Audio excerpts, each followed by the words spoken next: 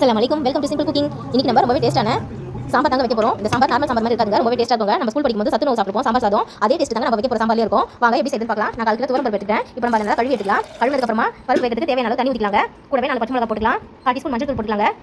இப்போ குக்கர் மூடி அடுப்புல வச்சிடலாம். ஒரு 3 விசில் விட்டுக்கலாங்க. ஹை ஃப்ளேம்ல வச்சு 3 விசில் வந்ததுக்கு அப்புறமா விசில் ரிலீஸ் பண்ணிட்டு குக்கர் ஓபன் பண்ணிக்கலாங்க.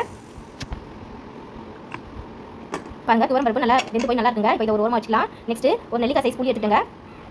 அதை தண்ணி ஊற்றி ஊற வச்சுக்கலாங்க. நெக்ஸ்ட் சவுச்சவ் எடுத்துக்கங்க.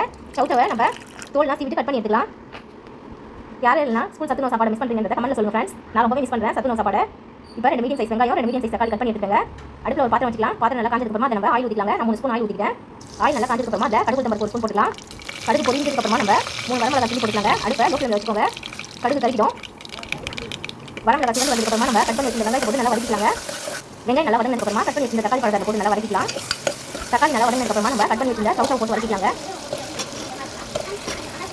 சவுச்சவ் போட்டு நல்லா வதங்கினதுக்கு அப்புறமா நான் 1/4 டீஸ்பூன் மிளகாய் தூள் போட்டுக்கங்க. தனி மிளகாய் தூள் 1 டீஸ்பூன் குழம்பு தூள் போட்டுக்கங்க. இப்போ நம்ம அதை எல்லாத்தையும் கிண்டி விட்டுக்கலாம். கூடவே நம்ம வேக வச்ச பருப்பை நம்ம அதை ஊற்றிக்கலாங்க. ஊற்றிட்டு நம்ம ஊற வச்ச புளியை கரைச்சி அதிலே ஊற்றிக்கலாம். அந்த பருப்பிலே ஊற்றிக்கலாம். அவ்வளோதாங்க. இப்போ நம்ம சாம்பாருக்கு தேவையான அளவு உப்பு போட்டுக்கலாம். 1 ஸ்பூன் உப்பு போட்டுருக்கேன். இப்போ நம்ம குக்கரை மூடி ஒரு விசில் விட்டுக்கலாங்க.